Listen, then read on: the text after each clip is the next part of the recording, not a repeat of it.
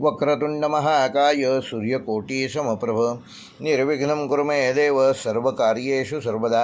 गणनाथ सरस्वती रवि शुक्र बृहस्पती पंचेतानि स्मरेन्नित्यं महापातकनाशनम। नमस्कार मंडळी, श्री स्वामी समर्थ। व्हिडिओच्या टायटलवरून तुमच्या लक्षात आलं असेलच की हा विषय नेमका कोणता आहे। मांजर आडवी जाणे शुभ की अशुभ? खरं सत्य काय आहे? त्यामागचं धार्मिक कारण काय आहे? शास्त्रीय कारण काय आहे आणि मानसशास्त्रीय कारण काय आहे? याबाबत या व्हिडिओमध्ये मी तुम्हाला माहिती देणार आहे। तेव्हा व्हिडिओ कुठेही स्किप करू नका, पूर्ण व्हिडिओ पहा।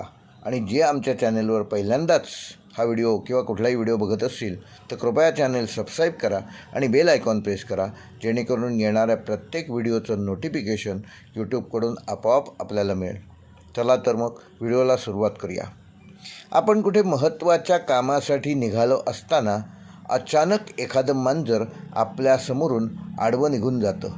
क्षणात मनात विचार येतो, अरे देवा, आता आपलं काम तर बिघडणार नाही ना?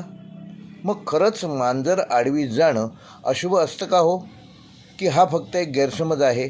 आज आपण या समजुतीमागचं धार्मिक, शास्त्रीय आणि मानसशास्त्रीय खरं कारण म्हणजे सत्य काय आहे हे जाणून घेणार आहोत। भारतीय लोकपरंपरेनुसार मांजर आडवी गेली तर थोडं थांबावं, पाणी प्यावं आणि थोडा वेळ थांबून मग पुढे जावं असं आपल्या पूर्वजांनी सांगितलेलं आहे। आता ह्यामागचं शास्त्रीय कारण काय किंवा ह्यामागचं नेमकं कारण काय? तर मांजर हा निशाचर प्राणी आहे। प्राचीन काळी म्हणजे साधारण 100 वर्षापूर्वी आपल्याकडे प्रवास पायी किंवा बैलगाडीतून करत असत। अंधारात अचानक एखादं मांजर समोर आल्यास अपघात होण्याची शक्यता असे, म्हणून त्या काळच्या लोकांनी सुरक्षिततेसाठी अशी घटना घडली तर थोडा वेळ थांबा ही पद्धत सुरू केली। पुढे त्याच्यात अंधश्रद्धा कदाचित अंतर्भूत झाली असेल आणि त्याला अशुभ संकेत दिले गेले। आपले पूर्वज हे प्रचंड हुशार होते, ते असे कुठल्याही अंधश्रद्धांवर विश्वास ठेवणारे नव्हते।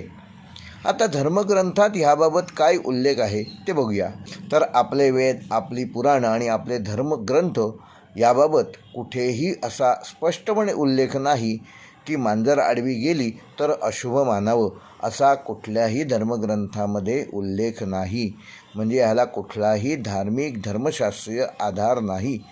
काही ठिकाणी तर मांजराला देवीचं वाहन म्हणून संबोधतात, तर घरातील उंदीर पकडणारा महत्त्वाचा प्राणी म्हणून देखील मांजर पाळण्याची पद्धत आजही आहे। आजही कोकणात तुम्ही फिरलात तर प्रत्येक घरामध्ये तुम्हाला मांजर दिसेल। त्याचं कारण म्हणजे मांजर जास्तीत जास्त मांजराचा महत्त्वाचा आहार म्हणजे दूध पिणे। आणि प्रत्येक घरामध्ये पूर्वीच्या काही गाई म्हशी होत्या, त्यामुळे दूध दुभतं भरपूर होतं, म्हणून मांजर त्या घराच्या आश्रयाला राहत असे। मग ते फक्त दूध पित असे का? तर मग घरातले उंदीर पकडणं हे देखील ते काम करत असे। म्हणूनच सकारात्मक दृष्टिकोनाकडून मांजराकडे पाहिलं जाणं गरजेचं आहे। हा समज मुख्यतः लोकपरंपरेतून आलेला आहे की मांजर आडवी गेली तर अशुभ असतं। याला कुठलाही धार्मिक आधार नाही, हे आपण बघितलं। तसेच शास्त्रीय आधार देखील नाही, म्हणजे धर्मशास्त्रातील कुठल्याही ग्रंथात देखील असा उल्लेख नाही आहे। आता आपण ह्यामागचं मानसशास्त्रीय कारण नेमकं काय आहे हे बघूया। तर मनाची भीती ह्या प्रकारामध्ये ह्या गोष्टी येतात। जर आपण आधीच एखादी गोष्ट ऐकली असेल की मांजर आडवी गेले तर अशुभ आहे आणि नंतर एखादं आपलं काम खरंच बिघडलं तर आपण त्याचा संबंध मांजराशी जोडतो। यालाच मानसशास्त्रात सेल्फ फुलफिलिंग प्रोफेसी असं म्हणतात। म्हणजे आपण जे मानतो तसं घडल्यासारखं आपल्याला वाटू लागतं। आता भारताव्यतिरिक्त इतर देशामध्ये ह्या गोष्टीच्या बाबत काय गैरसमज आहेत हे आपण बघूया।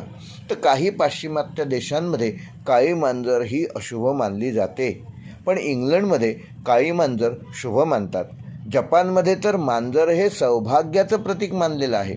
म्हणजेच मांजर आडवी जाणे किंवा मांजर शुभ किंवा अशुभ हे वेगवेगळ्या संस्कृतीनुसार बदलणाऱ्या गोष्टी आहेत। मग अशा परिस्थितीमध्ये आपण काय करावं? जर समजा तुम्हाला मांजर आडवी गेली तर अजिबात घाबरून जाऊ नका। 2 मिनटं शांत उभे राहा, मन स्थिर करा, तुमच्या इप्सित देवतेचं नामस्मरण करा आणि आत्मविश्वासाने पुढे जा। सगळ्यात महत्त्वाचं म्हणजे तुमची श्रद्धा आणि सकारात्मक विचार हाच महत्त्वाचा आहे आणि तोच तुम्हाला यश मिळवून देणार आहे। मांजर आडवी जाणे हे शुभ किंवा अशुभ नसून तो केवळ एक योगायोग आहे. आपलं नशीब, आपले कर्म आणि आपला आत्मविश्वास हेच आपलं यश अपयश ठरवत असतात. म्हणून पुढच्या वेळी जर मांजर आडवी गेली तर घाबरून जाऊ नका. तुमच्या इष्टदेवतेचं नामस्मरण करा आणि आत्मविश्वासाने पुढे जा. कारण यश हे तुमच्या कर्मावर अवलंबून असतं, मांजराच्या आडवं जाण्यावर किंवा न जाण्यावर नसतं. तुमच्या बाबतीत हे असं कधी घडलं आहे का? आणि त्याबाबत तुमचा अनुभव काय आहे याबाबत कमेंट नक्की करा. असेच आमच्या चॅनेलशी जोडलेले राहा. ज्यांनी चॅनेल सबस्क्राईब केलं नसेल सबस्क्राईब करा आणि बेल आयकॉन प्रेस करा. आणि ज्यांना हा विषय आवडला आहे किंवा हा विषय किंवा अशा पद्धतीचे विषय आवडतात त्यांनी हा व्हिडिओ शेअर करायला विसरू नका. व्हिडिओ पूर्ण पाहिल्याबद्दल पुन्हा तुम्हाला धन्यवाद देतो आणि इथे थांबतो.